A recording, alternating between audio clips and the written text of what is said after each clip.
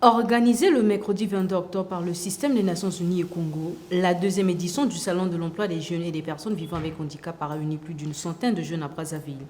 Ce salon, dédié à l'inclusion des personnes vivant avec handicap et des jeunes demandeurs d'emploi, a permis à ces derniers de rencontrer des structures professionnelles privées à travers des visites de stands et des dialogues B2B. Pour le coordonnateur résident du Système des Nations Unies, ce salon constitue un appel à la solidarité du gouvernement, des partenaires et du Système des Nations Unies pour favoriser l'insertion professionnelle des jeunes, valides comme en situation de handicap.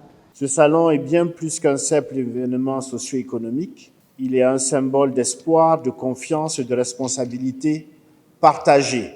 C'est un véritable espace d'opportunité, de dialogue et d'inclusion. Il symbolise également une conviction profonde, celle qu'aucune société ne peut se développer durablement si elle laisse une partie de ses citoyens sur le bord du chemin, en particulier les jeunes et les personnes en situation de handicap. Il devient impératif que l'ensemble des acteurs, secteurs privés, sociétés civiles, partenaires techniques et financiers et agences du Système des Nations Unies unissent stratégiquement leurs efforts. Notre responsabilité collective est de soutenir le gouvernement dans la mise en œuvre de la politique de l'emploi.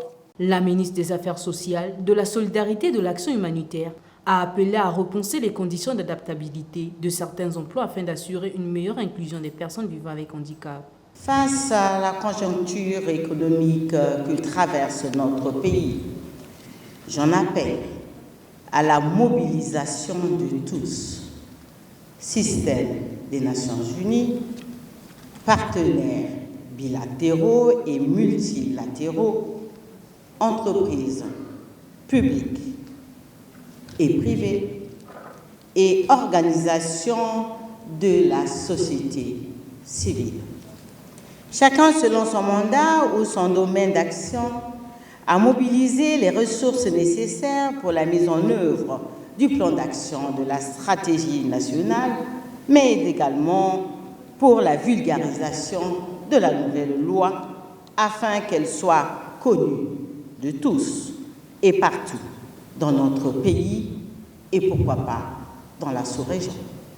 Plusieurs activités animées par des responsables d'entreprises ont permis aux participants de découvrir leurs attentes et les opportunités d'emploi disponibles. Cette deuxième édition vise des résultats concrets, création d'emplois, renforcement des collaborations et surtout des jeunes mieux outillés pour bâtir leur avenir, souligne Abdourahmane Diallo.